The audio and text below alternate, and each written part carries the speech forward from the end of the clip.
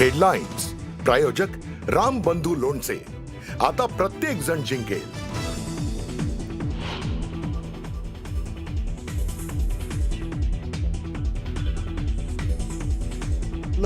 निलेश राणेंनी छापा टाकलेल्या भाजप कार्यकर्त्याच्या घरी नितेश राणेंनी घेतली भेट. विजय केनवडेकरांचा व्यवसाय तपासा, त्यासाठी घरात पैसे ठेवले तर गैर काय, नितेश राणेंचा सवाल.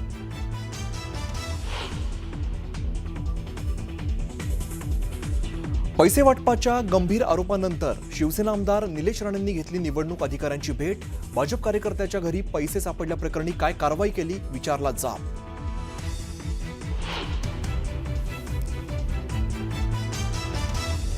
निलेश राणेंनी केलेल्या आरोपांची शहानिशा होईल. स्थानिक निवडणूक आम्ही वेगवेगळी लढलो तरी अंतिमतः विजय महायुतीचाच होणार. एकनाथ शिंदेंचा महायुतीतील नेत्यांना सबुरीने घेण्याचा सल्ला.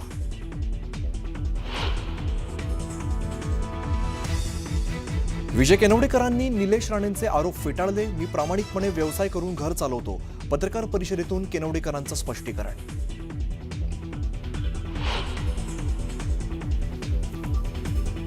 अंजली दमानिया 21 किलो कागदपत्र घेऊन दिल्लीकडे रवाना. उद्या केंद्रीय गृहमंत्री अमित शहांची भेट घेण्याची शक्यता. अजित पवारांच्या राजीनाम्यासाठी 24 तासांचा दिला होता अल्टिमेटम.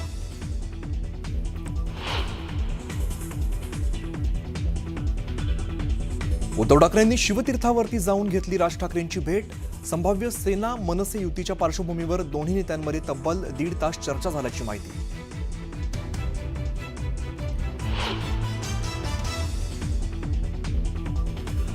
अर्थकारण करून निवडणुका जिंकण्याचा प्रयत्न, कामावर नाही तर पैसे आणि निधीवरती मत मागितलं जात आहे. शरद पवारांची सत्ताधाऱ्यांवरती टीका.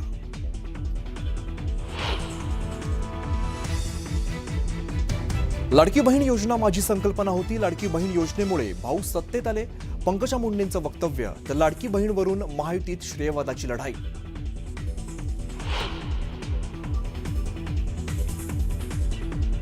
डॉक्टर गौरी गर्जे आत्महत्या प्रकरणी आनंद गर्जेला 2 डिसेंबरपर्यंत पोलीस कोठडी. प्राथमिक अहवालात गौरी गर्जेच्या अंगावरती जखमा. पोलिसांची कोर्टात माहिती.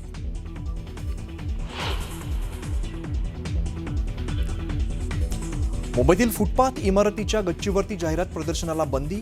मुंबई महापालिकेकडून जाहिरातीची मार्गदर्शक तत्व जाहीर.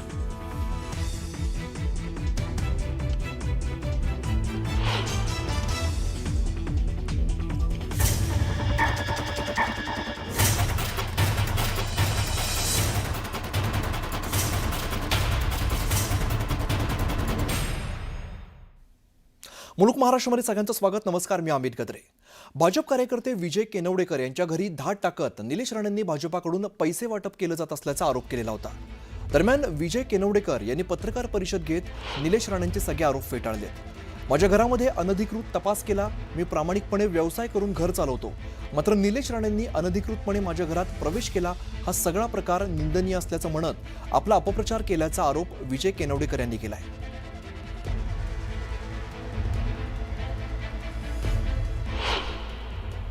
या ठिकाणी निलेश राणे साहेब खाली शूटिंग करत वरती आले. माझ्या प्रांगणातून शूटिंग करत वरती आले. बेल वाजवली आणि विचारलं, विजय केनवडेकर आहेत का? वहिनींनी सांगितलं नाही आहेत. नाही आहेत म्हटल्यावर ते आतमध्ये आले. इकडे तिकडे बघून माझ्या ह्याच्यामध्ये, माझ्या निवासस्थानामध्ये त्यांनी अनधिकृतपणे प्रवेश केला आणि त्याचबरोबर माझ्या बेडरूममध्ये पण गेले. आस्था माझ्या प्रायव्हेट प्रॉपर्टीमध्ये येऊन गर्दी करायची. माझ्या चारही बाजूला येऊन सगळी पूर्णपणे ह्यांनी आपले कार्यकर्ते लावायचे, वेगळ्या पद्धतीने बघणारे.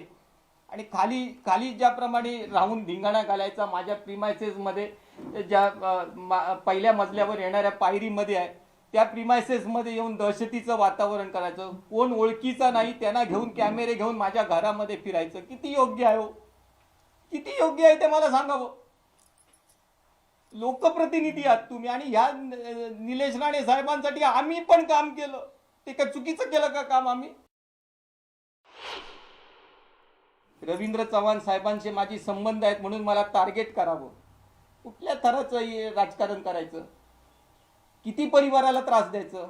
माझी आई वयोवृद्ध, 85 वय आहे तिचं. पाय चालता येत नाही. रात्री पडण्यापर्यंत पाळी आली. माझी दोन्ही ह्या माझी बायको वहिनी माझी भीती घाली आहे. हे सगळेजण आतमध्ये घुसल्यानंतर माझा पुतण्या सैरभैर होऊन कुठे रस्त्यावर फिरत होता, अर्धा तास मिळत नव्हता. हीच आम्ही केलेली समाजसेवेचं हेच आम्हाला उदाहरण मिळालं का? माझं टॉवरचं 50 ते 50% काम माझं पूर्णत्वास गेलेलं आहे आणि त्याच्या पुढचं मी काम करतोय. आणि दररोज माझ्याकडे येणारा कार्पेंटर असेल, आतला सेंटरिंगवाला असेल, ह्याला मला चेकने आणि पैसे देता येत नाहीत. आणि मला जे दिले पैसे ते माझ्या नातेवाईकांनी आणि मित्रांनीच मला दिलेले आहेत पैसे. माझ्याकडे त्याचे सगळे खबरदारी आहेत. मी सांगाल मला सांगतील त्या ठिकाणी मी माझे पुरावे सादर 100% करणार. आणि मी पहिल्यापासून सांगतो, आमदार साहेबांनी विचारल्यापासून सांगतोय, माझे के बिल्डरचे पैसे आहेत. या संदर्भात मला त्यांनी पण विचारलं, त्याचा तुम्ही खुलासा करणार का? 100% करणार खुलासा. कणकवली नगर परिषदेच्या निवडणुकीमध्ये हाय व्होल्टेज ड्रामा सुरू आणि मालवणमध्ये राणे विरुद्ध राणे यांच्यात थेट सामना पाहायला मिळतोय. भाजपाकडून पैसे वाटप केलं जात असल्याचा आरोप शिवसेना आमदार निलेश राणेंनी केलेला आहे. मालवणमध्ये काल त्यांनी भाजप कार्यकर्ते विजय केनवडेकर यांच्या घरावरती छापा टाकला आणि छाप्यामध्ये सापडलेल्या बॅगेत 20 ते 25 लाख रुपये असून केनवडेकर यांना हे पैसे कुठून आले याबाबत ठोस उत्तर देता आलं नाही असा आरोप निलेश राणेंनी केला आहे. आज भाजप नेते नितेश राणेंनी विजय केनवडेकरांच्या घरी जात त्यांची भेट घेतली. विजय केनवडेकरांचा व्यवसाय तपासा आणि व्यवसायासाठी घरात पैसे ठेवले तर गैर काय असा सवाल देखील नितेश राणेंनी उपस्थित केला आहे. तर दुसरीकडे शिवसेना आमदार निलेश राणे यांनी निवडणूक अधिकाऱ्यांची भेट घेतली आहे आणि भाजप कार्यकर्त्यांच्या घरी पैसे सापडल्याप्रकरणी काय कारवाई केली असं जाब देखील त्यांनी अधिकाऱ्यांना विचारला आहे. त्यामुळे छाप्यावरून चांगलंच वातावरण तापलेलं दिसत आहे. आम्ही आमचं वैयक्तिक आमचं जे पोटापाण्याचा जो विषय आहे तो तर बाजूला ठेवू शकत नाही ना. आणि तेच आमचे विजय केनवडेकर आता नाही वर्षानुवर्ष करतात. त्यांचं बाजारपेठामध्ये त्यांचं स्वतःचं दुकान आहे, त्यांचा व्यवसाय आहे आणि व्यवसायाच्या दृष्टिकोनातून त्यांच्या घरामध्ये अशा पद्धतीचा उलाढाल असेल तर मला कळलंच नाही काय चुकीचं आहे. मला कोणाच्या आरोप प्रत्यारोप या भानगडीत जायचंच नाही आहे. मुळात चूक कळली नाही आहे म्हणून उगाच भारतीय जनता पक्ष असं बोलून आमच्या पक्षाची बदनामी कोणी करू नये. मग प्रत्येकाचे कोणाचे क्रशर आहेत, कोणाचे व्यवसाय आहेत, कोणाचे हॉटेल आहेत.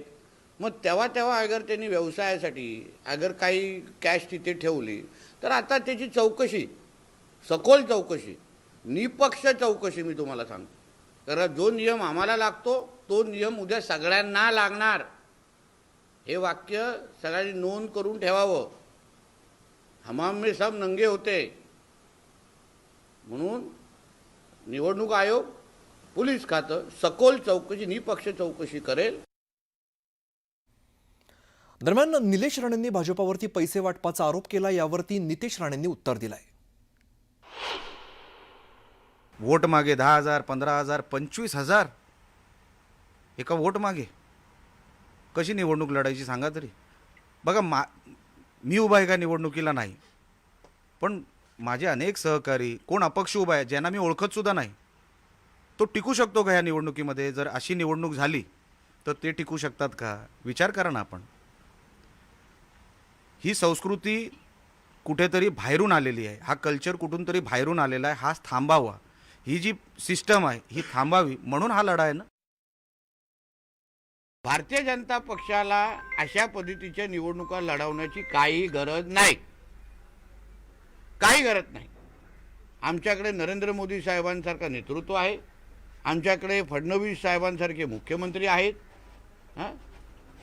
म्हणून आम्हाला अशा पद्धतीने निवडणुका लढवण्याची गरजच नाही. आम्ही विकासावर, आमच्या सरकारच्या योजनांवर, याच गोष्टीवर आम्ही निवडणुका लढवतोय. दरम्यान निलेश राणेंनी रवींद्र चव्हाणांनीच पैसे वाटल्याचा आरोप केलाय, तर उदय सामंत सुद्धा सिंधुदुर्गात आले होते. मग आम्ही काय म्हणायचं असं उत्तर नितेश राणेंनी दिलंय. सन्माननीय रवींद्र चव्हाण साहेब 24 किंवा मला वाटतं 25 तारखेला मालवणमध्ये आले.